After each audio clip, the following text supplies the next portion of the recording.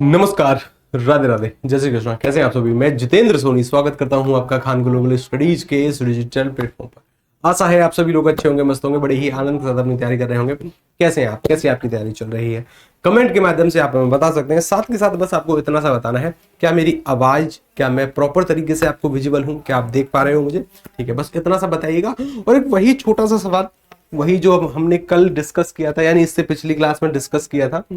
वो सवाल क्या है कि क्या हमने आज अपने दिन के टारगेट लिख रखे हैं? किसी भी दिन की शुरुआत से पहले हर एक क्लास में मेरा पहला ही शब्द ये होता है कि दिन के टारगेट लिखे हैं कि नहीं लिखे। किसी भी दिन हमें क्या करना होता है, हमारे दिन के टारगेट लिखने होते हैं कि आज जो कुछ भी हमें पढ़ना है वो कहीं ना कहीं एक पॉकेट डायरी ले लेना है और उस पॉकेट डायरी पर लिखना है कि आज का टारगेट ये है। ये अभी तो शायद थोड़ी सी बचकानी सी बात आपको प्रतीत हो सकती है, लग सकती है, लेकिन वास्तव में कारगर सिद्ध है। कैसे? कि अगर आज हम हिंदी पढ़ने वाले हैं तो हिंदी में हम क्या पढ़ेंगे ये पहले से पता होना चाहिए। अगर आज हम हिस्ट्री पढ़ेंगे तो हिस्ट्री में हम क्या पढ़ेंगे। आज अगर सर हम पॉलिटी पढ़ेंगे तो पॉलिटी में हम क्या पढ़ेंगे। अगर आज हम करंट अफेयर पढ़ रहे हैं तो किस मंथ का करंट अफेयर पढ़ रहे हैं, या फिर जो भी हमारा सिलेबस है, ज्योग्राफी अगर पढ़ेंगे तो वहां पर क्या पढ़ेंगे। अगर ये आपको पहले से पता है और मिनिमम जो टारगेट है आपके 8 घंटे के हैं, तो ये कहीं ना कहीं बहुत अच्छी बात है। ठीक है। और 8 घंटे कैसे 8 घंटे? ऐसा भी नहीं कि जैसे हमारे कंप्यूटर जी करते हैं। हमारे कंप्यूटर जी से जब बात करते हैं ना, तो वो कहते हैं कि सर हम 9 घंटे पढ़ते हैं डेली। कितने घंटे? 9 घंटे। लेकिन जब उनसे धीरे धीरे बातचीत होती है तो पता चलता है कि इन्हीं 9 घंटों में सर वो माता जी से भी बात कर रहे हैं, माता जी का भी फोन आ गया, पिताजी का भी फोन आ गया, महिला मित्र या फिर पुरुष मित्र का भी फोन आ गया। सर वो महिला मित्र के ख्यालों में भी खोए रहे कि सर हम ऐसे ऐसे शादी होगी हमारी, इतने बच्चे होंगे सर हमारे, इस तरीके से महिला मित्रों के ख्यालों में खोए रहे। सर शौच आदि की क्रिया भी करी। उसके बाद सर और मतलब कोई गाना सुना, गाना सुनना बुरी बात नहीं है, लेकिन ये सारे काम किए। और फिर वो कह रहे हैं कि सर मैं 9 घंटे पढ़ा हूं। 9 घंटे वो पढ़े नहीं है, 9 घंटे केवल उनकी किताब खुली रही है, पढ़े नहीं है। पढ़ने का जो समय है ये मुश्किल से उनका 3 से 4 घंटे है। 3 से 4। मैं बिल्कुल नहीं कह रहा कि ये माताजी से बात मत करो, पिताजी से बात मत करो, किसी के ख्यालों में भी मत खोए रहो, बिल्कुल खोए रहो, लेकिन उस समय को अपने पढ़ाई में सम्मिलित मत करिए। ठीक है ना? उस समय को पढ़ाई में सम्मिलित नहीं करना है। पढ़ाई में हमें क्या करना कि ये 8 से 9 घंटे ना नेट आवर होने चाहिए हमारे, ताकि इसी नेट आवर के लिए ना कुछ लोग 10-10, 12-12 घंटे मेहनत करते हैं कि कम से कम 8 घंटे के नेट आवर आ जाए। 1 से 1.5 घंटे पढ़ने के बाद एक छोटा सा ब्रेक आवश्यक है। अगर आप कंटिन्यू पढ़ रहे हैं तो 1 से 1.5 घंटे के बाद अगर आप एक गाना सुन लेते हैं, कोई शेरो शायरी सुनते हैं, तो अच्छी बात है, करना भी चाहिए। ठीक है। हाँ, उसके साथ और हमें क्या करना है कि सर रिवीजन किस तरीके से करना है। रिवीजन के लिए पहले दिमाग की शक्ति समझनी होती है कि दिमाग किस तरीके से कार्य करता है। मैंने कोई आज टॉपिक पढ़ा है, आज मैंने कोई टॉपिक पढ़ा, कुछ भी पढ़ा है मैंने आज, तो क्या कल मैं उस टॉपिक को कंप्लीट भूल जाऊंगा? क्या कल उस टॉपिक को कंप्लीट भूल जाऊंगा? नहीं सर, ऐसा नहीं हो सकता। कल उसकी थोड़ी बहुत बातें मैं भूल सकता हूं। तो अगर कल उसकी थोड़ी बहुत बातें मैं भूलूंगा तो कल ही उसका रिवीजन मैं क्यों करूं, जब मेरे दिमाग में इतनी शक्ति है कि कल मैं उसको नहीं भूल पा रहा। थोड़ी बहुत बातें जिसमें मेरा इंटरेस्ट नहीं है मैं उसको भूल रहा हूं, या फिर परसों थोड़ा बहुत और भूल जाऊंगा, फिर अगले दिन भूल जाऊंगा, फिर अगले दिन भूल जाऊंगा। दिमाग धीरे धीरे चीजों को भूलता है। एक स्टडी से पता चला है कि दिमाग का जिसमें इंटरेस्ट नहीं होता, 5वें 6वें दिन आने तक दिमाग उस बात को लगभग 70% भुला चुका होता है। कितना? लगभग 70% तक भुला चुका होता है, जिसमें हमारा इंटरेस्ट नहीं है, या फिर जो हम पहली बार देखते हैं, या फिर जिसमें मन नहीं लगता। 70% चीजें दिमाग से गुल हो जाती हैं। इस बात का फायदा उठाओ ना। तो उसका रिवीजन, अगर कोई आज टॉपिक पढ़ा है तो उसका रिवीजन कब करना है हमें? उसका रिवीजन करना है 7वें दिन, और उसका रिवीजन करना है 14वें दिन, हो पाए तो 21वें दिन। लेकिन 21वें दिन कंपलसरी नहीं है, 2 रिवीजन कंपलसरी है। ये सुनिश्चित करते हैं कि चीजें कितने लंबे समय तक हमारे दिमाग में स्थित रहेंगी। सोनम जी हमारे साथ हैं, आशीष जी हमारे साथ हैं, श्वेता जी हमारे साथ हैं, पूजा जी हमारे साथ हैं, गंजन जी हैं, सोवती जी हैं, बबली जी हमारे साथ, सर जी ऐसा ही हमारे साथ होता है। ये चीज होती है, ये सभी के साथ होती है बबली जी। ठीक है ना? विनय तिवारी जी हमारे साथ हैं, आनंद जी हैं, और यहाँ से मधु जी हमारे साथ हैं, सफलता जी हैं, रजनीश जी हैं, पूजा जी हैं। आप सभी का तहे दिल से स्वागत है। ठीक है ना? चलिए, और भी कई सारे विद्यार्थी हमारे साथ हैं। ठीक है ना? तो उनका भी बहुत बहुत स्वागत है। क्लास में बस 3 चीजों का ध्यान आपको रखना है। पहली चीज, जिसके बारे में पिछली वाली क्लास में भी डिस्कस हो चुका है, जो भी बोर्ड पर लिखा जाए उसके सत्य मानना। आपके पास बहुत सारी किताबें होंगी और उनमें अलग अलग प्रकार की जानकारी होंगी, तो जो यहाँ पर आपको डेटा बताया जाएगा उसे सत्य मानना और वही पेपर में करके आना। मैं ये भी नहीं कह रहा कि हम ही सत्य हैं, बिल्कुल गलत है। नहीं, लेकिन आपको थोड़ा बहुत यकीन रखना है, थोड़ा बहुत ट्रस्ट रखना है। जो बोर्ड पर लिखा जाए उसे सत्य मानना। सत्य मानते हुए हमें क्या चलना है? सत्य मानते हुए हमें सर यहां पर चेतना के साथ बैठकर पढ़ना है। चेतना यानी किसी लड़की की बात नहीं कर रहा। जैसे कंप्यूटर जी कभी भी अगर किसी लड़की का नाम सुने तो उनके कान खड़े हो जाते हैं कि सर चेतना के साथ बैठकर पढ़ाओगे क्या? बिल्कुल नहीं, वो नहीं। अगर पढ़ते हो तो कोई बुरी बात थोड़ी है, ठीक है ना, कोई बुरी बात नहीं है। लेकिन चेतना मतलब जागृति के साथ पढ़ना है, दिमाग को जागृत करके पढ़ना है। जड़ बुद्धि अगर है तो ये क्लास आपके लिए नहीं है। माफी चाहता हूं कि हम नहीं कर सकते और हमारी बस की बात नहीं है करना, ये भाव अगर आपके मन में निहित है तो ये क्लास आपके लिए नहीं है। हम ही करेंगे और हमारे जैसे ही लोग करते हैं, अगर ये भाव आपके मन में है तो क्या है? ये क्लास आपके लिए है। तीसरा सर आनंद के साथ पढ़ेंगे, ठीक है ना, आनंद के साथ पढ़ेंगे। आनंद मतलब लड़की के साथ नहीं आनंद मतलब ये भी एक तरीके का भाव है, भाव के साथ पढ़ेंगे, ठीक है। आज का जो टॉपिक है, आज का टॉपिक थोड़ा सा इंटरेस्टेड है। आज का टॉपिक है पर्यायवाची। क्या टॉपिक है? पर्यायवाची। क्या टॉपिक है? पर्यायवाची। पर्यायवाची शब्द पूरा लिखते हैं। पर्यायवाची शब्द। आज पर्यायवाची शब्द हमें समझने हैं, सीखने हैं, जानने हैं और इनके बारे में हमें बात करनी है, ठीक है। चलिए एक एक शब्द, जिस शब्द पर स्टार लगाए वो शब्द थोड़ा सा ज्यादा इंपॉर्टेंट होगा, या फिर जिसको सर्कल करें वो थोड़ा सा ज्यादा इंपॉर्टेंट होगा। हर एक शब्द को डिटेल में देखेंगे, पढ़ेंगे, समझेंगे। पहले समझते हैं कि पर्यायवाची होते क्या है। अगर पर्यायवाची मैं इस तरीके से लिखता हूं और पर्यायवाची अगर मैं इस तरीके से लिख दूं, कौन सा वाला पर्यायवाची ठीक है? कौन सा वाला पर्यायवाची ठीक लिखा गया है? कौन सा पर्यायवाची ठीक है? ऊपर वाला कि नीचे वाला? तो नीचे वाले वाला आपकी भैंस जाएगी पानी में, यानी आपका उत्तर हो जाएगा गलत। ये तो बिल्कुल गलत है। सटीक उत्तर क्या होगा? यही। इसके अलग अलग भी नाम है। जैसे मेरा नाम क्या है? मेरा नाम है जितेंद्र सोनी। मेरा नाम क्या है? जितेंद्र सोनी। घर पर मुझे सभी लोग जीतू बोलते हैं। मेरे फ्रेंड मुझे पता नहीं क्या क्या बोलते हैं, ठीक है ना। तो हर किसी के अलग अलग नाम हो सकते हैं, आपके भी। आपका नाम सर कुछ और होगा, मानकर चलिए आपका नाम XYZ है, आपका नाम XYZ है। घर पर आपका नाम थोड़ा सा छोटा होगा, आपके फ्रेंड आपको कुछ और बोलते होंगे, अलग अलग नामों से संबोधित करते होंगे कि अबे डैश डैश डैश इधर आ, अबे डैश डैश डैश इधर आ, ऐसे बोलते होंगे। अलग, हर एक व्यक्ति के अलग अलग नाम होते हैं, ठीक है। तो सर इसी पर्यायवाची के भी अलग अलग नाम हैं। कुछ लोग इसको समानार्थी कहते हैं। क्या कहते हैं? कुछ लोग इसको समानार्थी कहते हैं। बहुत सारे लोग कुछ और नाम से जानते हैं, ठीक है। अलग अलग नाम हो सकते हैं। तो चाहे पर्यायवाची कह लो, चाहे समानार्थी कह लो, चाहे परस्पर पूरक कह लो, एक ही बात है। क्या कह लो? चाहे परस्पर पूरक कह लो, चाहे समानार्थी कह लो, बात वही है। जैसे मैंने एक वाक्य लिखा, इस वाक्य में जरा चयन करना कि पर्यायवाची की क्या भूमिका हो सकती है।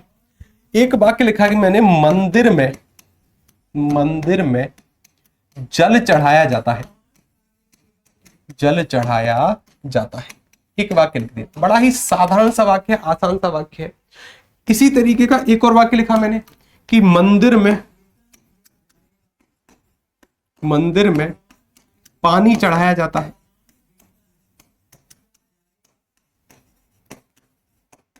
मंदिर में पानी चढ़ाया जाता है। तो सर हमने सामान्यतः पढ़ा होगा, देखो बेसिक तो हमें सभी को पता है ना कि सर जल को हम पानी कहते हैं। जल को क्या कहते हैं? जल को पानी कहते हैं। जल को सर हम नीर कहते हैं। जल को सर हम अंबु कहते हैं। पता है, थोड़ा बहुत तो पता होगा। तो सर यहां पर बस मैंने कुछ नहीं किया, मैंने इस जल की जगह पूरा वाक्य, पूरा शब्द सेम है, शब्दांश सेम है, बस मैंने यहाँ पर पानी कर दिया, जल की जगह पानी कर दिया। अगर आपसे कहा जाए कि आपको शुद्ध वाक्य चुनना है कि ए और बी में से कौन सा शुद्ध होगा, क्या बताओगे कि कौन सा शुद्ध हो सकता है? या फिर दोनों ही सही है? ये दोनों ही सही है, कौन सा सही है? गुरु जी वॉइस की दिक्कत है क्या? अच्छा, क्या वॉइस की दिक्कत हो रही है क्या? ऐसा तो नहीं होगा कि वॉइस की दिक्कत हो, ठीक है ना। हाँ, कौन सा सही होगा?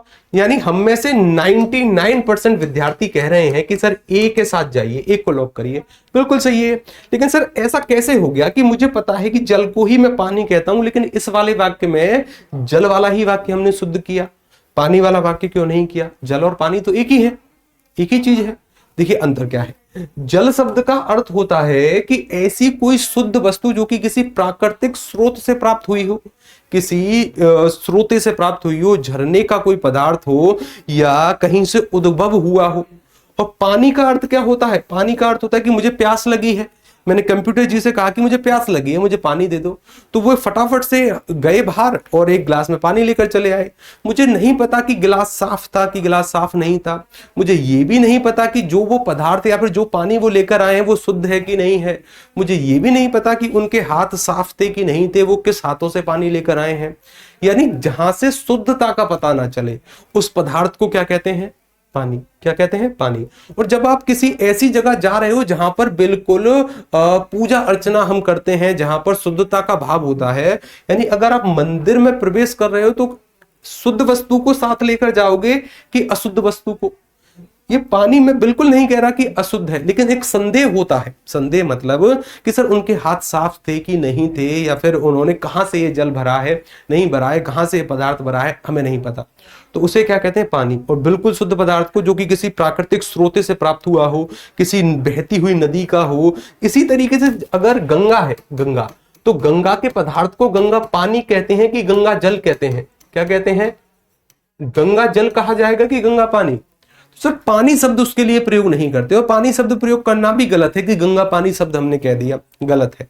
गंगा का जो पदार्थ है उसके लिए जल शब्द का प्रयोग होता है, क्योंकि यह शुद्धता का प्रतीक है। किसका प्रतीक है? शुद्धता का प्रतीक। यानी अभी अभी हमने सीखा है कि सर जल और पानी लगभग समान अर्थ धारण करते हैं। लगभग समान अर्थ यानी ये एक दूसरे के पूरक नहीं है, लगभग समान अर्थ धारण करते हैं, ठीक है ना? लगभग समान अर्थ, लगभग समान अर्थ। सर कुछ ऐसे भी शब्द होंगे जो कि एक दूसरे के स्थान पर आ जाते हैं? बिल्कुल होंगे। देखिए इस प्रकार के शब्दों को कहते हैं हम अपूर्ण पर्यायवाची। इस प्रकार के शब्दों को हम क्या कहते हैं? अपूर्ण पर्यायवाची। यानी जो एक दूसरे के लगभग समान अर्थ धारण करेंगे लेकिन एक दूसरे के स्थान को परिवर्तित नहीं कर सकते, ये क्या कहलाते हैं? ये कहलाते हैं अपूर्ण, अपूर्ण पर्यायवाची। अपूर्ण पर्यायवाची इन शब्दों को हम कहते हैं, ठीक है? पहली कंडीशन। यानी सर इसका एक भेद हो सकता है अपूर्ण पर्यायवाची। कई बार ऐसी भी स्थिति होगी, कई बार ऐसी भी कंडीशन होगी कि सर एक के स्थान पर दूसरा आ जाए, एक के स्थान पर दूसरा आ जाए। जैसे कहीं पर एक शब्द लिखा है देवता, क्या लिखा है? देवता, तो उसके स्थान पर आप विबुध शब्द लिख सकते हो। क्या लिख सकते हो? विबुध। वाक्य पर कोई असर नहीं पड़ेगा कि देवता आ रहे हैं, देवताओं ने अमृत पान किया, विबुध ने अमृत पान किया, बिल्कुल सही होगा, कोई भी अंतर नहीं होगा। तो सर ऐसे शब्द जो एक दूसरे के स्थान पर बिल्कुल आ सकते हैं, बिल्कुल परिवर्तित हो सकते हैं, उन्हें हम क्या कहते हैं? तो सर इनके लिए दूसरा नाम हो जाएगा, इनके लिए नाम हो जाएगा पूर्ण पर्यायवाची। क्या हो जाएगा? पूर्ण पर्यायवाची। यानी सर जो पूर्ण पर्यायवाची हैं एक दूसरे के स्थान पर परिवर्तित हो सकते हैं। दूसरा भेद इसका ये हो गया। कई बार एक बार ऐसी कंडीशन भी बन सकती है, जैसे अभी के लिए इसको हटा दूं, अभी के लिए हटा देते हैं। एक शब्द लिखा जी मैंने मृग, क्या लिखा? मृग। मृग का अर्थ क्या होगा? क्या भाव होगा मृग का? क्या अर्थ हो सकता है इस मृग का? मृग का अर्थ क्या होगा? मृग का अर्थ क्या हो सकता है? तो आप कहेंगे सर हमें पता है मृग का अर्थ हिरण होता है, समानता पढ़ा है ना। लेकिन कई बार हम ऐसा देखते हैं कि ऐसा नहीं है, ये सर्वथा सत्य नहीं है। मृग भी इसका अर्थ होता है, लेकिन बहुत सारे और भी अर्थ इसके हो सकते हैं। देखिए ये दो प्रकार के शब्दों से मिलकर बना है। यहां पर एक है मृ, और मृ के साथ एक उपपद जोड़ा गया है गा। जहां पर भी किसी भी, आज की क्लास में इन्हीं उपपदों पर भी हम बात करेंगे, लेकिन जहां पर भी गा जोड़ा जाए ना, इसका अर्थ होता है माफी चाहूंगा, गमन करना। क्या होता है? गमन करना। गमन करना यानी चलना, गमन करना यानी चलना। और इस मृ का अर्थ क्या होता है? मृदा। इस मृ का अर्थ क्या होता है? मृदा। यानी इस पूरे शब्द का अर्थ क्या बनेगा? जो मृदा पर चलता हो उसे मृग कहते हैं। और मृदा पर कौन चलता है? सर हमने पता है कि मृदा पर हिरण चलता है, इसलिए हिरण को कहते हैं। हाँ ये बिल्कुल आपने सही कहा कि मृदा पर हिरण चलता है, हिरण को भी कहते हैं, ये सही होगा, हिरण को भी कहते हैं। सर मृदा पर खरगोश भी चलता है, खरगोश भी चलेगा। मृदा पर सर मैं भी चलूंगा, यानी मनुष्य भी चलेंगे मृदा पर। कौन चलेंगे?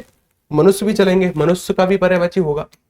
यानी ऐसे जितने भी प्राणी जो कि मृदा पर चलते हैं, हाथी, बंदर, कुत्ता, शेर, अजगर, जितने भी प्राणी हो सकते हैं जो कि मृदा पर चलते हैं वो सभी मृग होंगे। केवल हिरण ने ठेका थोड़ी ना लिया इस शब्द का कि ये हिरण का ही पर्यायवाची होगा। जैसे एक और शब्द, मैंने एक और शब्द लिखा जी यहां पर द्विज। क्या लिखा मैंने? एक और शब्द द्विज। और द्विज शब्द कितने प्रकार के शब्दों से बना है? द्वि, और द्वि के साथ यहां पर क्या जोड़ा गया है? जा। जहां पर भी अंत में जा आता है ना, इसका अर्थ होता है जन्म लेना। आज इसी तरीके के शब्द सीखने वाले हैं हम, इसी तरीके के, ठीक है ना। जन्म लेना यानी द्वि का अर्थ क्या होगा, दो, यानी जिसका दो बार जन्म हुआ हो वो क्या होगा, वो द्विज होगा। अब दिमाग लगाओ कि दो बार जन्म किसका होता है। सर दो बार जन्म होगा किसका, यहां पर मैंने द्विज लिखा है, याद कर देखिए। एक बार दूध के दांत आते हैं, टूट जाते हैं, फिर एक बार नए दांत आते हैं, उन्हें हम क्या कहते हैं कि सर दांतों का दो बार जन्म हुआ, दांत का पर्यायवाची द्विज हो सकता है। और सर एक बार पक्षी के अंडे का जन्म हुआ, एक बार अंडे से फिर वो पक्षी जन्मा, पक्षी का दो बार जन्म हुआ, एक बार अंडा जन्मा, एक बार अंडे से पक्षी जन्मा, यानी सर पक्षी सर दो बार जन्म लेता है। पक्षी के भी पर्यायवाची में प्रयोग कर सकते हैं। और पक्षी ही क्यों, जितने भी ऐसे व्यक्ति जो कि अंडे से जन्मते हैं, एक बार अंडे का जन्म होता है, एक बार अंडे से उस प्राणी का जन्म होता है। अंडज चाहे मछली हो, चाहे कोई भी हो जो अंडे से जन्मता हो, जिसका दो बार जन्म हो। मैंने कहा कि गणेश जी को कह सकते हैं क्या द्विज, गणेश जी को। सर गणेश जी का दो बार जन्म हो रहा है क्या, बिल्कुल होता है। एक बार तो माता पार्वती के द्वारा उनका प्रादुर्भाव होता है, उनका जन्म होता है। दूसरी बार जब भगवान शंकर उनका गला काटते हैं ना, तो एक हाथी के बच्चे का एक सिर लाकर उनके धड़ में जोड़ते हैं, तब उनका दोबारा जन्म होता है। जिसका दो बार जन्म हुआ वो कौन होगा, द्विज। सर ब्राह्मण को भी द्विज कहेंगे, किसको कहेंगे, ब्राह्मण। अरे सर ब्राह्मण का दो बार जन्म थोड़ी ना होता है, ब्राह्मण का दो बार जन्म थोड़ी ना होगा, बिल्कुल होगा ब्राह्मण का दो बार जन्म। एक बार तो माता के गर्भ से उस बच्चे का जन्म होता है जो कि ब्राह्मण कुल में जन्मा है। उसे ब्राह्मण, उसे पंडित तब तक नहीं कहेंगे जब तक उसको चारों वेदों का ज्ञान प्राप्त नहीं होता। भाई कसौटी तो यही है, या तो उसको चारों वेदों का ज्ञान प्राप्त हो, या फिर उसका जनेऊ संस्करण हो, यानी यज्ञोपवीत वो धारण करे, तब उसे पंडित कहेंगे कि हाँ अब इसको ज्ञान प्राप्त हुआ है, अब इसको चारों वेदों का ज्ञान मिला, अब ये पंडित हुआ। यानी सर ब्राह्मण का भी दो बार जन्म हुआ। इस तरीके से सर हाथी को भी कहेंगे। एक बार हाथी का जन्म माता के गर्भ से होता है, और हाथी उसे तब कहते हैं जब उसके दोनों दांत बाहर आ जाते हैं। क्या आ जाते हैं, दोनों दांत बाहर आ जाते हैं, तब उसको कहते हैं हाथी। तो सर इस तरीके के शब्द जो अलग अलग शब्दों के पर्यायवाची हो सकते हैं। द्विज शब्द को जब हम गणेश जी का पर्यायवाची पढ़ेंगे तब भी प्रयोग करेंगे। द्विज का जब सर दांत के पर्यायवाची पढ़ेंगे तब भी लिखेंगे। द्विज शब्द का जब पक्षी के पर्यायवाची पढ़ेंगे तब भी प्रयोग करेंगे। यानी हर एक स्थिति में इसका प्रयोग होगा जिसका दो बार जन्म होगा। इस तरीके के पर्यायवाचियों को एक नाम दिया जाता है पूर्णापूर्ण पर्यायवाची। क्या कहते हैं इनको, इन्हें कहा जाता है पूर्णापूर्ण। ये सब कुछ नोट करना है आपको। पूर्णापूर्ण पर्यायवाची, पूर्णापूर्ण पर्यायवाची इनको कहते हैं। क्या कहते हैं, पूर्णापूर्ण पर्यायवाची। अच्छा एक स्थिति, अब एक और स्थिति और बन सकती है। जैसे मैंने कहा कि आपके क्षेत्र में गाय के बच्चे के लिए किस शब्द का प्रयोग होता है, गाय या फिर भैंस का बच्चा हो उसके लिए किस शब्द का प्रयोग होता है। जैसे मेरा जो जन्म स्थान है वो वृंदावन है, मथुरा है, और मथुरा में ना गाय के बच्चे को बछड़ा कहते हैं। क्या कहते हैं, बछड़ा। क्या कहते हैं, बछड़ा कहते हैं।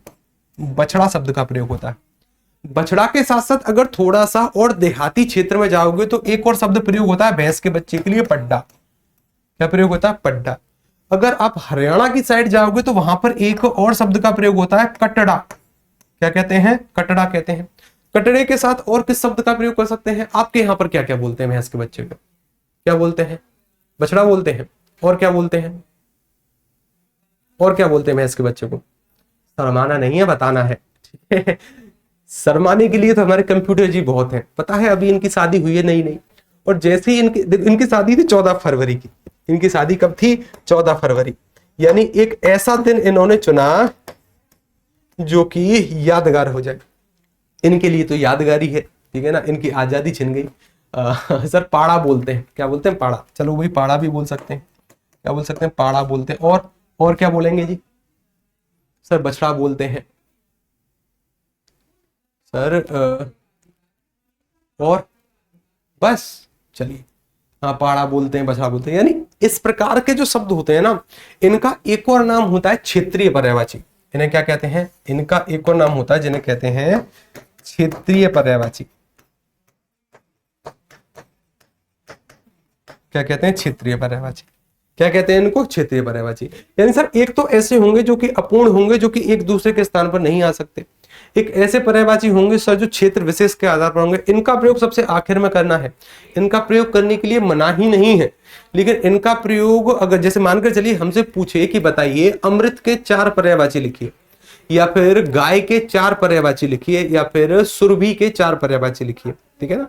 तो इस तरीके के अगर शब्द आते हैं तो वहां पर इनका प्रयोग जो होता है सबसे आखिर में होता है। ये सूचित करते हैं कि अब ये कुछ और सोच नहीं पाया, और अगर ये सोच नहीं पा रहा है तो इसने अपने क्षेत्र के आधार पर कि इसके क्षेत्र में इस वस्तु को, इस प्राणी को और क्या क्या कहते हैं, उस आधार पर इसके पर्यायवाची नोट किए हैं, ठीक है। इसका प्रयोग करते हैं सबसे आखिर में, जब कोई कंडीशन हमारे पास नहीं बचती। लेकिन जब कोई कंडीशन नहीं है और केवल यही कंडीशन बची है तब तो इसी का प्रयोग करेंगे। कहीं पर अगर बछड़े के पर्यायवाची आए तो इनका प्रयोग कर सकते हैं हम, कटड़ा प्रयोग कर सकते हैं, पाड़ा प्रयोग कर सकते हैं, या फिर पड्डा प्रयोग कर सकते हैं। तो इनका प्रयोग आखिर वाली स्थिति में करेंगे जहां पर कुछ और नहीं बचता हमारे पास, ठीक है ना। इनको कहते हैं सर पूर्ण पर्यायवाची। पूर्ण पर्यायवाची का तात्पर्य क्या है कि सर एक दूसरे के स्थान पर परिवर्तित हो सकते हैं, और एक है पूर्णापूर्ण पर्यायवाची। जैसे सर एक शब्द अलग अलग के भी पर्यायवाची में प्रयोग हो सकता है। जैसे मैंने एक शब्द लिखा अंबर, क्या लिखा मैंने अंबर, और अंबर शब्द लिखा है सर, इसको मैं बादल के भी पर्यायवाची में प्रयोग करूंगा, इसको मैं वस्त्र के भी पर्यायवाची में प्रयोग करूंगा, कपड़े के भी पर्यायवाची में। इसी तरीके से द्विज शब्द लिखा है, इसको गणेश जी के में भी, दांत के में भी, पक्षी, अंडज, इन सभी के पर्यायवाची में प्रयोग होंगे। इसी तरीके से इस तरीके के शब्द, ठीक है ना, इन्हें कहा जाता है पूर्णापूर्ण पर्यायवाची। अब मैं ये बिल्कुल नहीं कह रहा कि पर्यायवाची केवल 4 प्रकार के होते हैं, ऐसा बिल्कुल नहीं है, लेकिन सामान्यता 4 प्रकार के होते हैं। सामान्यता 4 प्रकार के, यानी इसके जो मुख्य प्रकार हैं, मुख्य इसका जो विभाजन हम कर सकते हैं वो 4 आधारों पर कर सकते हैं। एक दूसरे के स्थान पर नहीं आने वाले, क्षेत्र के आधार पर एक दूसरे के स्थान पर आने वाले, और सर एक ही शब्द जो अलग अलग स्थिति में प्रयोग हो सकता है, ठीक है। सामान्यता कितने हैं? 4। कितने हैं? तो गुरुजी हमारे यहाँ पर लेरू कहते हैं। हाँ, तो ये क्षेत्रीय पर्यायवाची हो सकते हैं, ठीक है। अब देखिए, अगर हम हमारी परीक्षा से इन पर्यायवाचियों की तुलना करें कि हमारी परीक्षा में क्या क्या कुछ इंपोर्टेंट हो सकता है, तो हमने कुछ 4-5 कैटेगरी बनाई है। 4-5 कैटेगरी ही आपको पढ़नी है और उन्हीं पर प्रैक्टिस करनी है। जैसे पहली कंडीशन क्या है कि सर जितने भी हिंदू पौराणिक कथाएं हैं, हिंदू पौराणिक कथा, हिंदू पौराणिक कथा, पौराणिक कथा, उनमें जितने भी देवी देवताओं के पर्यायवाची आते हैं, उनमें जितने भी देवी देवताओं के नाम हम आते हैं वो सभी पर्यायवाची इंपोर्टेंट होते हैं। चाहे आप ब्रह्मा जी की बात करो, चाहे विष्णु जी की बात करो, चाहे भगवान शंकर की बात करो, कुबेर है, इंद्र है, यमराज है, अग्नि, वायु, ये सभी देव हैं। अग्निदेव, वायुदेव, चंद्रदेव, ये सभी देव हैं। तो इन सभी के पर्यायवाची इंपोर्टेंट होते हैं। अब ऐसा नहीं है कि हम पूरे देवी देवताओं के पर्यायवाची शुरू से पढ़ेंगे, नहीं, हम कुछ चुनिंदा के पढ़ेंगे, ठीक है ना। उसके साथ हम क्या करेंगे, उसके साथ सर जितने भी पशु पक्षी होते हैं, पशु पक्षी किससे सर, ऐसे पशु पक्षी जिनका कहानियों में प्रयोग होता हो, जिनका प्रयोग कहानियों में किया गया हो, ऐसे पशु पक्षी। जैसे कई बार कहानियों में प्रयोग होते हैं ना कि जंगल में एक शेर था, शेर ने हिरण को देखा, फिर वहां हाथी आया। जितने भी पर्यायवाची किस्से कहानियों में प्रयोग होते हैं वो आएंगे। उसके साथ सर ऐसे जानवर, ऐसे पशु पक्षी जिनको हम पालतू बना सकते हैं, जो पालतू होते हैं, पालतू, जैसे सर हम बिल्ली को पाल सकते हैं, हम गाय को पाल सकते हैं, हम कुत्ते को पाल सकते हैं, हम तोते को पाल सकते हैं, कबूतर भी लोग पालते हैं। इस तरीके के जितने भी पालतू जानवर हो सकते हैं उन सभी के पर्यायवाची पढ़ेंगे। उसके साथ जो तीसरी कैटेगरी होगी उसमें हमें क्या पढ़ना है, उसमें हमें पढ़ना है कि सर जितनी भी भाववाचक संज्ञाएं हैं, भाववाचक संज्ञा, जैसे कई बार क्या होता है कि दुख, सुख या फिर मित्रता, इस तरीके के आजकल पर्यायवाची बहुत ज्यादा पूछे जा रहे हैं कि दुख हुआ, सुख हुआ, और उसके साथ साथ मित्रता हुई, दोस्ती हुई, इस तरीके के पर्यायवाची बहुत आते हैं। उसके साथ साथ सर विशेषण के आजकल पर्यायवाची पूछे जाने लगे हैं। विशेषण यानी जो शब्द विशेषता बताते हैं। मैंने कहा लाल, मैंने कहा श्वेत, मैंने कहा दुखी, मैंने कहा सुखी, ये सभी विशेषण है जो कि विशेषता बताने का कार्य करते हैं, ये भी पढ़ेंगे। उसके साथ जो चौथी कंडीशन बनेगी सर वो बनेगी किसी प्राकृतिक वस्तु या फिर किसी प्राकृतिक दृश्य या फिर कोई स्वतः संपन्न होने वाली क्रिया। जैसे मैंने कहा कि अगर आप किसी नदी के किनारे बैठे हैं तो नदी क्या है, एक प्राकृतिक स्रोत है। जैसे नदी के पर्यायवाची कमल का फूल है, हिमालय है, हवा है, ये जितनी भी प्राकृतिक वस्तुएं होंगी उनके पर्यायवाची हम पढ़ेंगे। प्राकृतिक वस्तुओं के पर्यायवाची सर हम पढ़ने वाले हैं। उसके साथ साथ एक और कंडीशन होती है जिसको हम विविध कहते हैं। क्या कहते हैं? विविध। और विविध शब्द का अर्थ होता है सब कुछ। विविध शब्द का अर्थ क्या होता है? सब कुछ। ये विविध कुछ नहीं है, ये केवल हमारे बचाव का तरीका है किसका है? हमारे बचाव का, या फिर किसी परीक्षक के बचाव का तरीका। ठीक है ना। कई बार क्या होता है कि इन कंडीशन से अलग 98% तक संभावना है कि यहीं से सवाल आएंगे। हिंदू पौराणिक कथा, कहानियों और भाववाचक विशेषण और किसी प्राकृतिक वस्तु के पर्यायवाची 2% ऐसी संभावना होती है कि कई बार ऐसे शब्द देखने को मिलते हैं जो कि पता ही नहीं कहां से पूछे जा जाते हैं। उसके लिए फिर ये विविध शब्द का प्रयोग होता है। किसका प्रयोग होता है? विविध शब्द का प्रयोग होता है। ठीक है, आगे चलते हैं। सबसे पहले जो शुरुआत कर रहे हैं वो कर रहे हैं हिंदू पौराणिक कथाओं के अनुसार देवी देवताओं की। अब देवी देवता बहुत हैं, एक एक परिवार को हम उठाएंगे, एक एक परिवार के साथ पर्यायवाची हमें पढ़ने हैं। ठीक है, चलिए। जैसे मैंने कहा हिंदू पौराणिक कथाओं के अनुसार पर्यायवाची की बात करें, सबसे पहले भगवान श्री राम के परिवार के साथ बात करते हैं। ठीक है, देखिए अगर हम भगवान श्री राम की बात करें, भगवान श्री राम से संबंध रखने वाले केवल 4 व्यक्तियों के पर्यायवाची हमारी परीक्षा में आने की संभावना होती है। एक तो भगवान श्री राम है, भगवान श्री राम के छोटे भाई हैं लक्ष्मण जी, लक्ष्मण जी के पर्यायवाची, और लक्ष्मण जी के साथ साथ भगवान श्री राम की धर्मपत्नी है, उनका नाम है सीता। क्या नाम है? सीता। माता सीता के पर्यायवाची। और चौथे जो व्यक्ति बनते हैं वो बनते हैं हनुमान जी। कौन बनते हैं? हनुमान जी। केवल भगवान श्री राम से संबंध रखने वाले 4 व्यक्तित्व हैं जिनके पर्यायवाची हमें पढ़ने हैं। ना रावण के, ना विभीषण के, ना भरत के, ना शत्रुघ्न के, ना दशरथ के, ना कौशल, किसी के भी नहीं। केवल 4 व्यक्ति हैं। कौन है? भगवान श्री राम, छोटे भाई लक्ष्मण, माता सीता उनकी धर्मपत्नी है, और एक उनके दूत हैं जिनका नाम है हनुमान जी। ठीक है, स्टार्ट करें। ये सबसे पहले लिखिए, ये सबसे पहले लिखिए, और लिखने के साथ 1 मिनट किसी के कमेंट रुक गए हैं, क्या मैं कमेंट रिफ्रेश कर दूं अगर आपकी इजाजत हो तो? ठीक है, कमेंट रिफ्रेश कर दें, आपके कर दें रिफ्रेश। चलिए कमेंट रिफ्रेश कर देते हैं, हमारे कंप्यूटर जी कहीं व्यस्त हैं, हम ही कर देते हैं। ठीक है, हम ही कर देते हैं। हो गए जी कमेंट रिफ्रेश। ठीक है, हो गए कमेंट रिफ्रेश। चलिए देखिए, भगवान श्री राम के साथ शुरुआत कर रहे हैं। भगवान श्री राम किसके बेटे हैं? दशरथ के बेटे हैं, इसीलिए इनको दासरथी कहते हैं। दासरथी क्या कहते हैं? इनको दासरथी। लिखना है अब आपको, ठीक है, नोट करना है। इन्हें क्या कहते हैं? इन्हें कहते हैं दासरथी। क्या कहते हैं? दासरथी। दासरथी अगर ये दशरथ के बेटे हैं तो ये किसके बेटे हैं? लक्ष्मण जी किसके बेटे हैं? ये भी दशरथ के बेटे हैं। इन्हीं को क्या कहते हैं? इन्हीं को भी दासरथी कहते हैं। डिपेंड करता है कि आप किसके पर्यायवाची में इसका प्रयोग कर रहे हो। ये भी है, इनको भी कहेंगे। सर ये किसके पुत्र हैं, यानी इनकी माता का नाम क्या है? राम जी की माता का नाम क्या है? तो आप कहोगे सर कौशल्या है।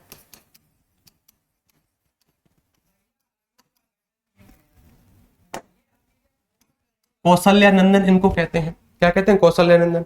इनकी माता का नाम क्या है? सुमित्रा। तो इनको क्या मैं सुमित्रा नंदन नहीं कहूंगा? सुमित्रा नंदन इनको नहीं कहूंगा, सुमित्रा नंदन इनको कहूंगा। सुमित्रा इनकी माता है, यहीं से इनका एक और नाम बनता है जिसका नाम है सौमित्र। क्या नाम है? सौमित्र। और ये इंपोर्टेंट है, बीपीएससी पूछ चुकी है, यूपीपीसीएस पूछ चुकी है, और विभिन्न परीक्षाएं पूछ चुकी हैं। ठीक है, कि सौमित्र के 2 पर्यायवाची लिखिए या फिर 3 लिखिए। ठीक है, अच्छा शब्द है सौमित्र। सौमित्र कैसे कहते हैं? लक्ष्मण जी को कहते हैं। भगवान श्री राम की जो भुजाएं है ना, भुजाएं यानी जो हाथ, वो घुटनों तक लंबे हैं, यानी खड़े खड़े अपने हाथों से घुटनों को छू सकते हैं ये। और जो व्यक्ति खड़े खड़े अपने हाथों से घुटनों को छू सकता है उसे कहते हैं अजानुबाहु। क्या कहते हैं? अजानुबाहु। यानी जो व्यक्ति खड़े खड़े अपने हाथों से घुटनों को छू देता हो, अजानुबाहु। ये 2-3 प्रकार के शब्दों से मिलकर बना है। मूल रूप से तो 2 ही शब्द हैं। जैसे यहाँ पर एक शब्द है सर आ। क्या शब्द है? आ के साथ एक शब्द है सर जानू। क्या शब्द है? जानू। और एक शब्द है बाहु। क्या शब्द है? बाहु। अगर आ की बात करें तो आ शब्द का ये एक प्रकार का उपसर्ग है, इसका अर्थ होता है तक। और ये जो जानू है, जानू का अर्थ क्या होगा? जानू का अर्थ क्या होगा? जानू का अर्थ होता है घुटना। इस वाली जानू की बात नहीं कर रहा हूं, ठीक है ना। यानी जो हमारे कंप्यूटर जी हैं वो मेरी तरफ शक की निगाहों से देख रहे हैं कि सर पता नहीं आप किसके बारे में बात कर रहे हैं। मैंने कहा ये बड़ी ऊ की मात्रा वाली जानू अलग है, ठीक है ना, वो वही है जो कि आप लोग सोच रहे हैं। ठीक है कंप्यूटर जी, चलिए। और इस वाली जानू, ये संस्कृत का शब्द है, इसका अर्थ होता है घुटना। क्या होता है इसका अर्थ? घुटना। और बाहु शब्द का अर्थ क्या होता है? बाहु शब्द का अर्थ होता है भुजा। भुजा यानी हाथ। हाथ में शुद्ध भाषा में लिख सकता हूं, जिसकी भुजाएं घुटनों तक आती हों उसे क्या कहते हैं? अजानुबाहु। कुछ लोग मानते हैं क्या, कुछ लोग क्या मानते हैं कि सर महात्मा गांधी के भी भुजा अपने घुटनों तक लंबे थे, यानी वो भी खड़े खड़े घुटनों को छू दिया करते थे। कह सकते हैं आप, ठीक है ना, कह सकते हैं। ठीक है, चलिए आगे चलते हैं। ये शब्द हटा दिया जी हमने। उसके साथ और हम इन्हें क्या प्रयोग करें? देखिए, भगवान श्री राम को कहते हैं कमल नयन। क्या कहते हैं? कमल कमल नयन इनको कहते हैं। अब कमल नयन कहने के पीछे ना एक बड़ी रोचक कहानी है, थोड़ा सा सुनना, 5 मिनट का समय लेना, थोड़ा सा सुनना। जब भगवान श्री राम और रावण का भीषण युद्ध चल रहा था, तो जैसे ही प्रभु श्री राम रावण पर बाण चलाए, रावण के कुछ हो ही ना, कोई असर ही ना पड़े उसके। तो चुपके से विभीषण जी आते हैं और कान में कहकर बोलते हैं कि प्रभु इस राक्षस का वध ऐसे थोड़ी ना होगा, इसकी नाभि में अमृत है। इसकी नाभि में क्या है? अमृत है।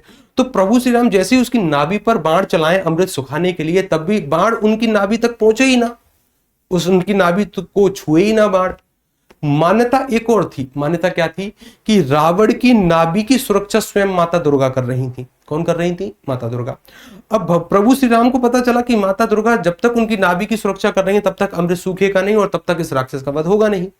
तो प्रभु श्री राम तपस्या पर बैठते हैं, माता दुर्गा की 9 दिन की अखंड हवन पर, अखंड तपस्या पर बैठ जाते हैं। बैठ गए जी। और प्रतिदिन उनका यही काम था कि कमल के फूल चढ़ाना, माता दुर्गा को कमल के फूल अर्पित करना हवन कुंड में। ओम भट्ट स्वाहा, ऐस कुछ ये माध्यम होता होगा, ठीक है ना। चलिए, तो कमल के फूल अर्पित कर रहे हैं। जैसे ही राक्षसों को खबर होती है कि प्रभु श्री राम ऐसे ऐसे कार्य कर रहे हैं कि माता दुर्गा को प्रसन्न कर रहे हैं, राक्षसों का कार्य क्या है? कि तपस्या को खंडित करना। वो आए जी तपस्या को खंडित करने, और जहां पर जितने भी उनके कमल के पुष्प रखे हुए थे ना, वो सारे के सारे कमल के पुष्प लेकर चले गए वहां से। क्योंकि जब कमल के पुष्प ही नहीं होंगे तो वो चढ़ाएंगे क्या, और जब कुछ चढ़ा ही नहीं पाएंगे तो तपस्या खंडित हो जाएगी। अब जब आखिरी दिन था, प्रभु श्री राम ने देखा कि आसपास कोई कमल का फूल है क्या, वहां तो कोई भी कमल का फूल नहीं था, राक्षस लेकर चले गए।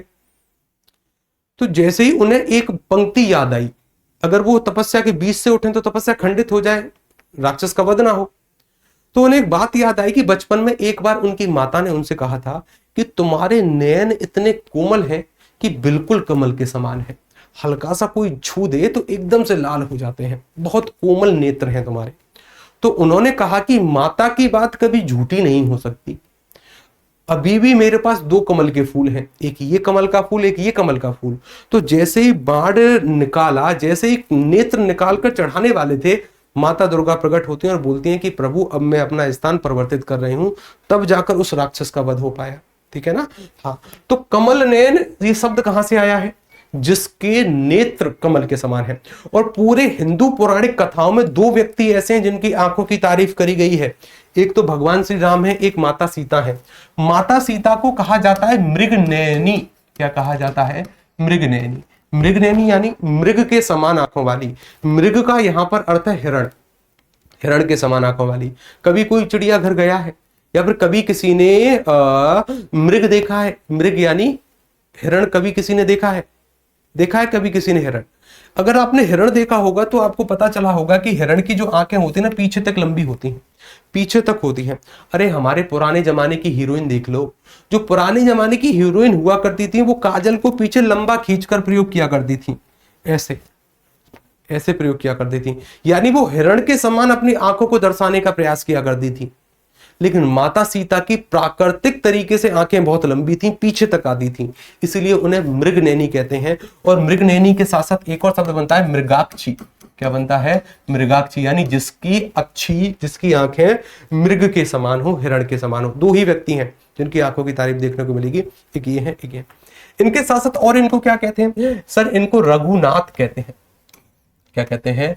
रघुनाथ इनको कहते हैं। सीता के पति हैं, इसलिए सीतापति इनको कहते हैं। क्या कहते हैं? सीतापति इनको कहते हैं। इनका एक और पर्यायवाची है कोदंडधर। क्या है? कोदंडधर। कोदंडधर, कोदंडधर यानी कोदंड इनके धनुष का नाम है। कोदंड क्या है? कोदंड भगवान श्री राम के धनुष का नाम है। जो कोदंड नामक धनुष को धारित किए हुए हैं, उन्हें क्या कहते हैं? उन्हें क्या कहते हैं? उन्हें कहते हैं जी हम कोदंडधर। इसके साथ साथ और इनके लाखों पर्यायवाची हो सकते हैं और इनके अलग अलग स्तर के पर्यायवाची हो सकते हैं। सीतापति हैं तो सीतापति कह दिया। राघव इनको कहा जाता है। राघव के साथ साथ राजीव इनको कहते हैं। राजीव के साथ साथ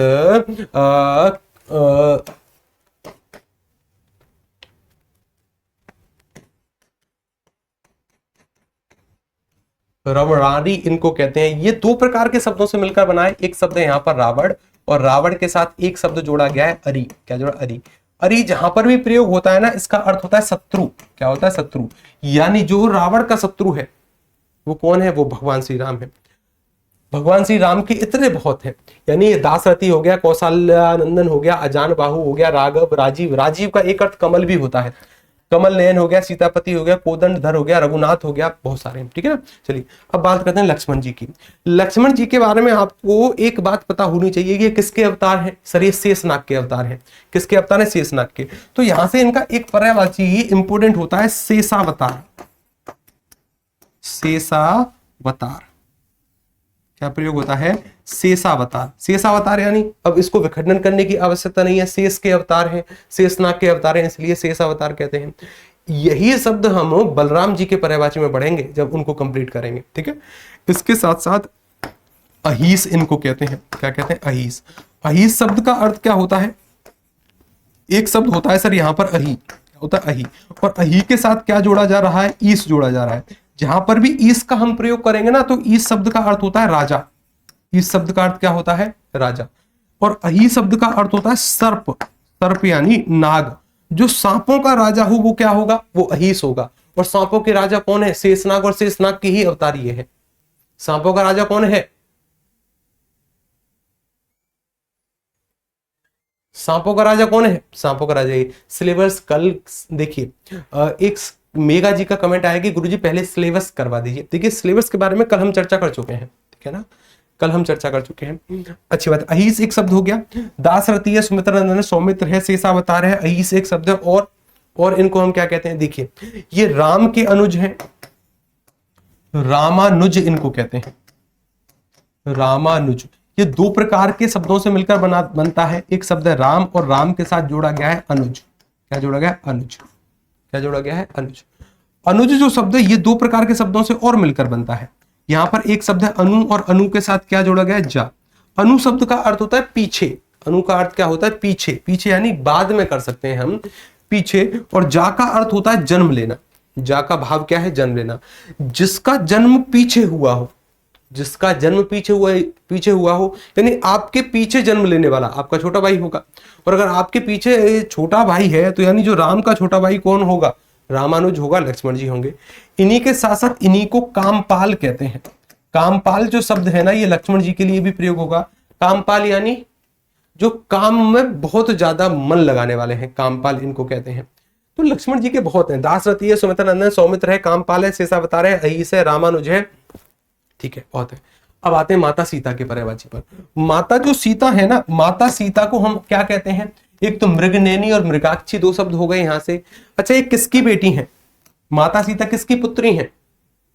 सबसे बड़ी बात कि सर ये जो सीता है ना, अगर आपने खेत में कल्टीवेटर से या फिर हल से जुताई कभी करी होगी या फिर जुताई देखी भी होगी, तो खेत में ना उस हल के द्वारा कुछ नालियां बन जाती हैं, कुछ क्यारियों का निर्माण होता है। उन नालियों को ही सीता कहते हैं। मान्यता यह है कि उन्हीं नालियों में एक बक्से में माता सीता मिली थी। ठीक है ना।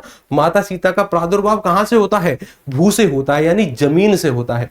इसलिए इनके लिए एक शब्द होता है भूजा। भूजा यानी यहां पर दो प्रकार के शब्द हैं, एक है भू और भू के साथ क्या जोड़ा गया है? जा। भू शब्द का अर्थ होता है पृथ्वी। भू शब्द का अर्थ क्या है? पृथ्वी। और पृथ्वी शब्द यहां पर क्या है? जन्म लेने वाली। क्या है? जन्म लेने वाली। जिसका जन्म पृथ्वी से हुआ हो वो भूजा होगा। जितने भी पृथ्वी के पर्यायवाची हैं सभी के अंत में या तो सुता शब्द जोड़ दो, सुता यानी जो कि पुत्री का पर्यायवाची होगा, जो पृथ्वी की पुत्री है, या फिर सर उसके अंत में तनया शब्द का प्रयोग कर दो। तनया भी पुत्री को कहते हैं। ठीक है ना। तनया भी पुत्री को कहते हैं। भूजा शब्द हो गया सर, वेद मंत्रों के द्वारा इनका उच्चारण होता था, क्योंकि महाराजा जनक के शासन काल में अकाल पड़ा था। अकाल के कारण ना बहुत सारे यज्ञ हुए। यज्ञ के बाद ये पता चला कि खेत की जुताई करनी है, तब जाकर ये अकाल खत्म होगा। तो इनका प्रादुर्भाव वेदों के द्वारा भी होता है, इसीलिए इनको क्या कहते हैं? वैदेही कहते हैं। क्या कहते हैं इनको?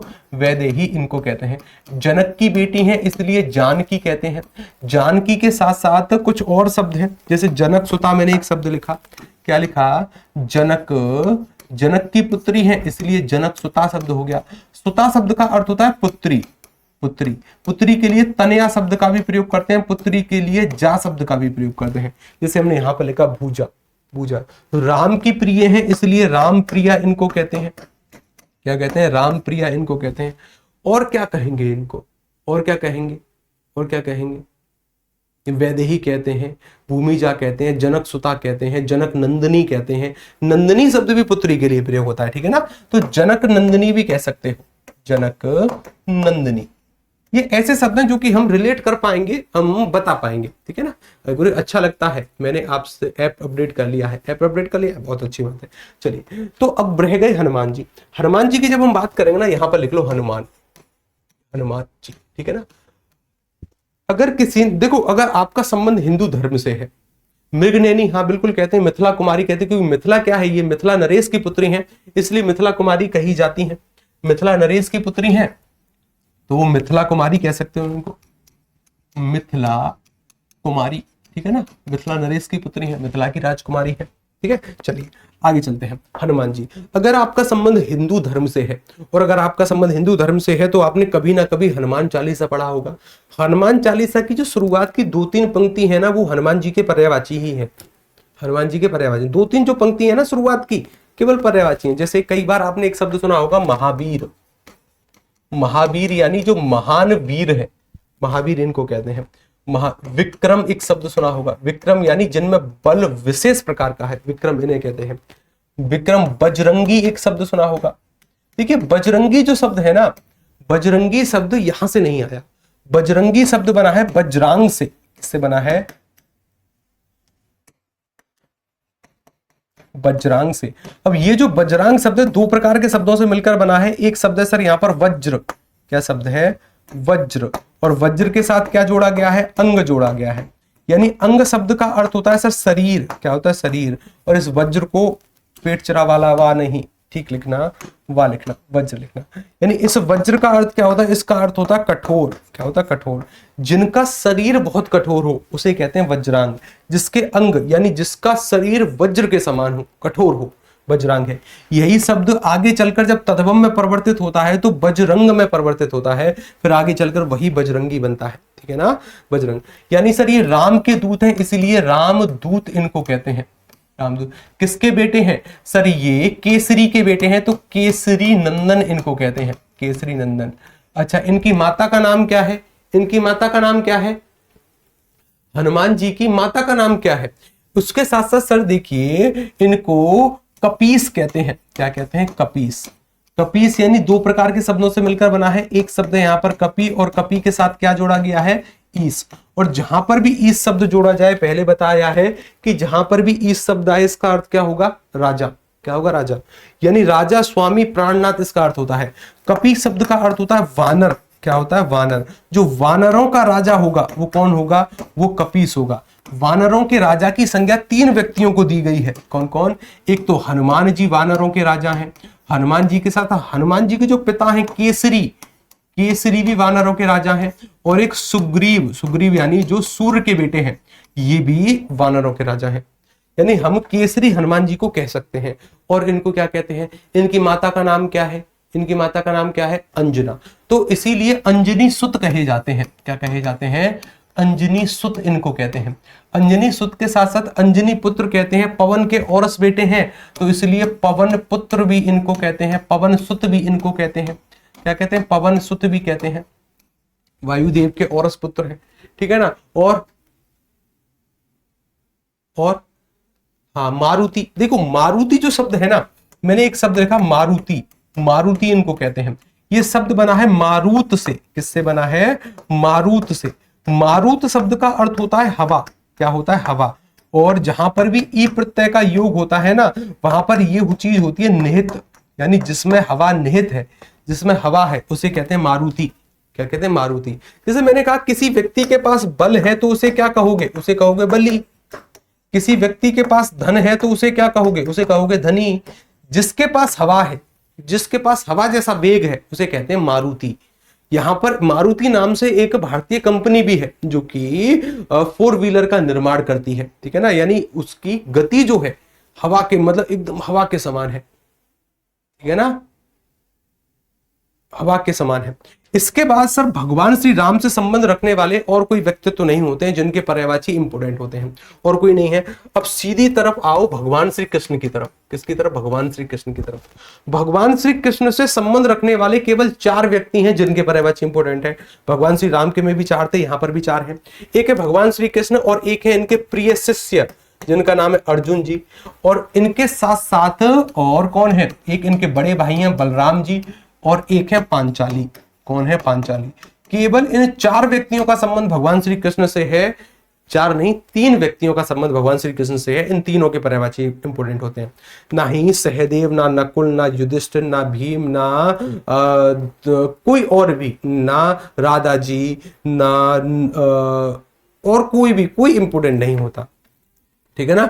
और कोई इंपोर्टेंट, केवल 4 व्यक्ति हैं जिनके पर्यायवाची इंपोर्टेंट है। सुदामा बुदामा कोई इंपोर्टेंट नहीं है, ठीक है ना। हालांकि वो भी सम्माननीय व्यक्ति हैं, हमारे शास्त्रों से संबंध रखते हैं, लेकिन अभी के लिए इंपोर्टेंट नहीं है हमारी परीक्षा के लिए। तो सबसे पहले कृष्ण शब्द का अर्थ समझो कि कृष्ण शब्द का अर्थ क्या हो सकता है। कृष्ण शब्द का अर्थ होता है काला। कृष्ण शब्द का अर्थ क्या होता है? काला। काला ही नहीं होता, कृष्ण शब्द का एक अर्थ होता है बुरा। क्या होता है? बुरा, ठीक है ना। कृष्ण शब्द का एक अर्थ क्या होता है? बुरा। बुरा के साथ और इसका अर्थ क्या होगा? कृष्ण का एक अर्थ अर्जुन भी होता है। भगवान श्री कृष्ण ने अपना नाम 2 व्यक्तियों को दिया, 2-3 व्यक्तियों को दिया है। अर्जुन को भी अपना नाम प्रदान किया, अर्जुन को भी कृष्ण कहते हैं। और जो कृष्णा शब्द होता है ना, वो पांचाली के लिए प्रयोग होता है और यमुना नदी को कृष्णा कहते हैं। आगे पढ़ेंगे जब भगवान श्री कृष्ण अपना नाम सभी को देते हैं। एक है बर्बरीक, एक है, उन्हें भी वो अपना नाम प्रदान करते हैं, लेकिन वो परीक्षा के लिए इंपोर्टेंट नहीं है। जो इंपोर्टेंट होगा उस पर बात करेंगे। कृष्ण का एक अर्थ श्याम होता है। श्याम का अर्थ होता है कि सर काले रंग में अगर नीला रंग मिक्स कर दिया जाए ना तो उसे बोलते हैं श्याम। क्या बोलते हैं? काले रंग में अगर नीला रंग मिक्स कर दिया जाए तो क्या बोलते हैं? श्याम रंग बनता है, ठीक है। चलिए, इसका एक अर्थ श्याम भी होता है, ठीक है ना। काला है, बुरा है, अर्जुन है। भगवान श्री कृष्ण के साथ शुरुआत करते हैं, अब इसको हटा देते हैं, ठीक है ना। चलिए, भगवान श्री कृष्ण। भगवान श्री कृष्ण को क्या कहा जाता है? इन्हीं को कहते हैं मुरारी। क्या कहते हैं इनको? मुरारी इनको कहते हैं। 2 प्रकार के शब्दों से मिलकर बना है। एक शब्द है सर यहाँ पर मुर, और मुर के साथ क्या जोड़ा गया है? अरी। क्या जोड़ा गया? अरी। क्या जोड़ा गया? अरी। और याद करो अरी शब्द का अर्थ क्या हुआ करता था? अभी अभी पढ़कर आए कि सर ये जो अरी शब्द है ना, ये अरी शब्द का अर्थ क्या होता था? शत्रु। जैसे हमने कहा था यहाँ पर जो रावण का शत्रु है वो कौन होगा? भगवान श्री राम। इसी तरीके से सर यहाँ पर एक शब्द हमने प्रयोग किया है मुर के साथ अरी का। मुर एक प्रकार का दैत्य है, एक प्रकार का राक्षस है। जो मुर नामक राक्षस का शत्रु होगा वो कौन होगा? मुरारी। मुरारी का अर्थ बचपन से ये पढ़ा है हमने कि मुरली बजाने वाला। बिल्कुल गलत अर्थ है, नहीं होता। मुरली बजाने वाला इसका अर्थ नहीं होता। इसका अर्थ होता है जो मुर नामक राक्षस का शत्रु होगा। मुर नामक राक्षस का वध भगवान श्री कृष्ण ने किया था, इसलिए मुरारी कहते हैं। अच्छा, उसके साथ साथ सर क्या मैं इनको कंसारी कह सकता हूं? कंसारी यानी जो कंस के भी शत्रु हो, कंस के शत्रु हो। उसके साथ साथ सर क्या मैं इनको दामोदर कह सकता हूं? दामोदर 2 प्रकार के शब्दों से मिलकर बना है। एक शब्द है यहाँ पर दाम और एक शब्द है सर उदर। क्या शब्द है? उदर। दाम शब्द का अर्थ पता है? आप किसी दुकान पर जाते हैं और जैसे मैंने ये फोन खरीदा तो मैंने उनसे बोला कि बताइए इस फोन का दाम क्या है, या फिर मैंने ये पेन खरीदा और मैंने बोला कि बताइए इस पेन का दाम क्या है। यानी दाम का एक अर्थ होता है कीमत। क्या होता है? कीमत, यानी मूल्य में इसका अर्थ कर सकता हूं। मूल्य के साथ साथ सर रस्सी जो होती है ना, रस्सी को भी दाम कहते हैं। क्या कहते हैं? दाम कहते हैं। उदर शब्द का अर्थ होता है सर पेट। क्या होता है? पेट। अब ये शब्द ना बहुत प्रयोग होंगे आगे चलकर, अभी बात बताऊंगा कैसे। यानी जिसके पेट में रस्सी बंधी हो, यहां पर इसका अर्थ मूल्य नहीं है, इसका अर्थ रस्सी लिया गया है। जिसके पेट में रस्सी बंधी हो उसे कहते हैं दामोदर। एक बार ना ये बहुत शैतानी कर रहे थे तो माता यशोदा इनसे परेशान होकर क्या करती हैं, इनके पेट में रस्सी बांधती हैं और उकल से बांध देती हैं कि ले लाला तू मुझे बहुत परेशान करता है, ठीक है ना। और इनके पेट में रस्सी बांधी और उकल से बांध दिया। तो जिसके पेट में रस्सी बंधी हो उसे क्या कहते हैं? दामोदर कहते हैं। अब देखो इस तरीके के शब्द ना बहुत कम आएंगे। जैसे मैंने एक शब्द लिखा वक्र। क्या लिखा मैंने? वक्र। वक्र के साथ अगर मैंने उदर जोड़ा है तो एक शब्द निकल कर आएगा वक्रोदर। क्या निकल कर आएगा? वक्रोदर। किसे कहेंगे वक्रोदर? या फिर एक शब्द लिखा मैंने लंबा। क्या लिखा? लंबा। और लंबा के साथ अगर मैंने उदर शब्द को जोड़ा है तो एक शब्द निकल कर आएगा लंबोदर। क्या निकल कर आएगा? लंबोदर। अब बताइए कि लंबोदर किसे कहेंगे और वक्रोदर किसे कहेंगे? वक्र शब्द का अर्थ क्या होता है? टेढ़ा। क्या होता है? टेढ़ा, टेढ़ा है पर मेरा है, दत्त लुपेते तुल तुले।